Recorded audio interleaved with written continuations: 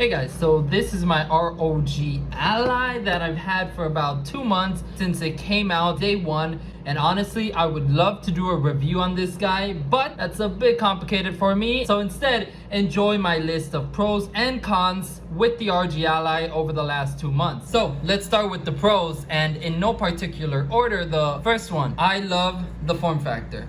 It's so small, portable. Look, I'm a fan of desktops, and I'm a fan of mini ITX desktops. I like how they can put so much into such a tight package. And this, in my opinion, is the next evolution of that. And most of that is thanks to the APU, of course. You don't have a discrete graphics card and a CPU. The performance here is comparable to the RX 6400. It's an APU matching an entry-level GPU. For the form factor of this, I absolutely love it, especially if you plan on using this as your main desktop computer. You just put it into its dock and it's smaller than any mini ITX computer. Okay, so another thing that I absolutely love about this requires Cinebench. I'm going to run a little test right here, but first of all, let me show you guys. I'm running 17 watts manual mode. I've also disabled the CPU boosting, so it's not gonna go over 3.3 gigahertz. But even then, let me run the test for you. Check this out, because even with all those limitations, it's not getting to boost over 4 gigahertz. It's not getting full power, 25 watts, or boosting above that, nothing. And even then, the score is gonna be insanely high. If you just give it a minute, 1, 2, 6, 7, 8, done. Okay, so we're getting 1491, almost 1500, and the max I've gotten is around 2456. When this test was popular, the highest scores that they showed you were Xeon processors with 12 cores, 24 threads, and they were getting about 1200, which is half of what the max that this thing can do. 12 cores, 24 threads, so 50% more cores than this. And they weren't able to outperform this. This is a handheld using 17 watts of power. That's ridiculous. For the second thing, I could actually play a game, or I could just run the other test here. And it's basically the graphics horsepower on this thing. The 8.6 teraflops that AMD shows you, you can throw that aside. I recently heard why it's so high. It's because the new graphics that AMD has, RDNA 2.0 or whatever it's called, they use a different technique of calculating teraflops, which basically doubles the teraflops. So in reality, this doesn't have 8.6. It has more like 4.3, which is still a ton, and it's more than the Steam Deck, but now you start to see why you're not getting 4 times the performance of the Steam Deck. But nonetheless, this still has the performance of an RX 6400, which is an entry-level GPU. If you consider the fact that this will use 25 watts, and in my opinion, 17 to 18 watts, no problem, it'll give you insane performance. Meanwhile, the RX 6400 uses 35 watts. So that little graphics card uses more power than this entire system. Now for this next one, I had to open up a game and lower all the settings because it's the 120 hertz refresh rate. I don't know if you can see the FPS, but right now it's running at around 128, 188. It's running pretty high up there, definitely over 60. And the point is, you can feel the smoothness. And this is one, I think it might be the only handheld computer that actually has a high refresh rate monitor. Now in games like this, you can obviously lower the settings to get your 120 FPS, or you can just play games that are easier to run and you'll get to use it. And it's just really cool to have. Even though not every game will make good use of it, the smoothness is definitely noticeable. Not so much when you start playing at 120, but rather when you go back to 60. So right now I have raised the graphics settings of the game, and I've changed the FPS target to around 54, because that next feature that comes from the 120 hertz display is the variable refresh rate.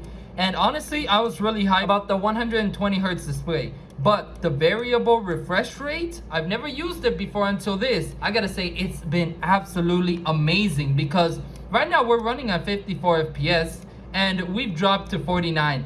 You don't notice. It 100% feels just like 60 FPS, which I never thought any game, basically when it went below 60, I thought it was trash and unplayable, except for consoles. The Nintendo Switch, that at 30 FPS feels great. So variable refresh rate very much makes sub 60 FPS feel playable on this ROG Ally. And it doesn't just go sub 60, it goes all the way down to 48 Hertz, which means as low as 48, that means you can raise the graphics and you'll still have an enjoyable game. The next pro on the list is the speakers. They sound amazing. Like, honestly, the speakers would be hands down one of the best speakers I've ever heard, but they have one flaw. Let me see if I can get some audio sounds going on for you. That means I was gonna say take some damage, but I guess I'll die. The thing about the speakers is that they require a Sony Atmos or something application running on the background. And so if you change the power mode all the way, which one is it, to silent mode, this thing really needs like 15 to 25, ideally around 18. If you go too low on power, it's gonna try to run your games, but not only is the game gonna suffer, but also the speakers are going to suffer heavily, which is why people have been complaining of crackling and noises coming through the speakers. It's because the CPU does not have enough extra headroom to work on the app which manages the speakers. And of course you can turn off the app and get rid of the crackling, but then this awesome speaker sounds that you get are gone. Let me see if I can.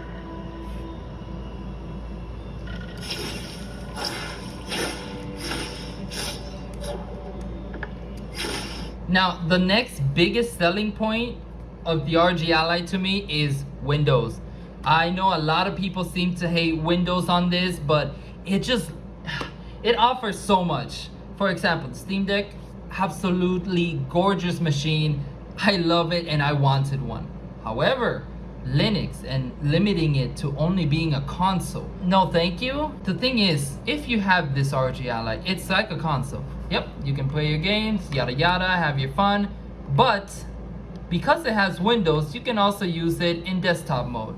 What does that mean? It means that with the screen or a portable monitor on like your wall or something, and then you get a either Bluetooth mouse and keyboard, or you get a dock, and then you have a full-on computer. That means you can edit videos. That means you can, I don't know, stream to Twitch, just surf the web, download porno. I know what I do, and it's usually just surfing YouTube. Love the fact that it's a Windows computer, man, because you can have your handheld and your computer. And it's not like you had to buy two separate things, which ended up costing you more. Windows, guys, yes, it has jank, but it also has a lot of really good use cases. This is my last pro, and that is the price. For $700, I looked around to see if you could find a laptop that could do the same thing that the ROG Ally can do. And I tell you, no, I don't think I did find a laptop that could do what this could do. Now, part of that is because this is using the new 7840U.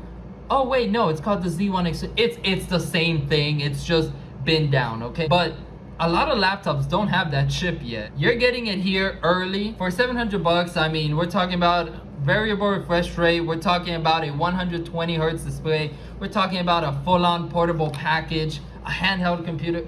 You're getting too much for the money, honestly. A lot of people were surprised that they got it down to $700. They thought, oh, Windows must have something to do with that, because realistically, like, that's really good. Yeah, you're getting a lot for the price. Like, it's insane. I could not afford one of those GPD Win 4. Oh, that one's fire, but it was 1,000 something when I was looking at it. Now the price seems to have come down to like 800 something. This comes from a reputable company. I know Asus has a lot of issues, but technically reputable, and you can buy it at Best Buy, return it if anything. Like, this is insane for $700. That's it for my big pros. So the first con is low power mode. That's right, this is advertised as silent, performance, and turbo. The reality is, it's more like performance and turbo. There is a silent mode. Don't expect to play anything intensive in silent mode. This CPU is amazing. Right in between 17 to 18 watts. I have it set up on a manual curve for 17 watts. and that works amazing. I get insane performance in every game. I save some battery life, you know. Definitely don't put it on turbo because it will turbo to like 50 watts for no reason at all. Now, another con that I have with this is this. Now, I love that it's a I believe Gen 3.2, Generation 2, USB-C port, whatever. And I do like that they have this dock for their mobile GPU. But I'm sorry, unless they get the prices down, their mobile GPUs are a no-go. Maybe just move the SD card somewhere else and give us another port. One single port, that's my con for this. And it's not a big issue, but man, I wish they added at least another USB-C port. If you have an A port, that's great too, I don't mind. Just something where I could connect my mouse and keyboard and be happy. So that I don't need Bluetooth and I don't need a dock, and they could just connect their mouse and keyboard and they could just install Windows and then enjoy their device. Now, there's two more issues. One of them is, I mean, they're both big ones, but one of them was really annoying before the ROG Ally even came out, and that was the potential battery life. So my fix for that, you see these 1, 2, 3, 4, 1, 2, 3, 4 Velcro strips. There you go, done. This right here, pretty simple, and then to remove it, just there you go, done. And it was extremely cheap. I think I just went to the dollar store, so I think I spent about $2.50, and then I bought a power bank that was like 20 bucks. It's 3.7 volts, 10,000 milliamp hours. So it's around 37 watt hours, I think. 37 watt hours pretty much doubles this. So I now get at 17 watts around 3 hours of gameplay, which in my opinion is just enough. I believe this thing weighs like 200 grams, so in total 800 grams, making it kind of heavy. But yeah, battery life, not that great. Get yourself a power bank, you'll be okay. So let me show you guys issue number 2. That's right. It's this tiny thing right here. Micro SD card. I'm using a Team Group 256 gigabyte SD card. Why? Because it was crazy cheap, and I was not about to spend $100 on a 1 terabyte and have it get fried, because that's the issue. It's frying SD cards, and it's also frying the SD card readers. Some, even if you don't put an SD card in, they're getting fried. So yeah, that's a major issue. I just recently added an SD card to my ROG Ally, and honestly, so far I haven't had any issues, but I've only had it for 2 weeks and I've been using it pretty lightly. So after my pros and my few cons, what are my final thoughts on the ROG Ally? Well, honestly, for me, I think it is the perfect gaming computer. However, even though I think it's perfect and I absolutely love it, I don't think I can recommend it to most people.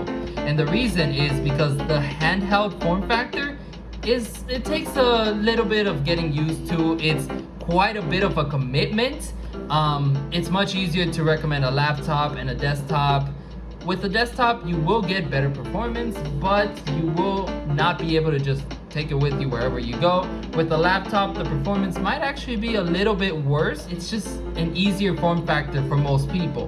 But if you wanted like a super small mini ITX tiny computer that you can take around with you everywhere, and you love the handheld form factor of the Nintendo Switch, you know who you are. Just get this, okay? The only issues that you do have to watch out for are the SD card issues.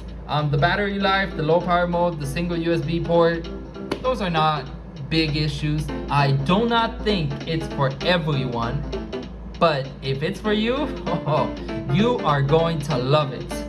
And that's it. Hope this video helps. Bye guys.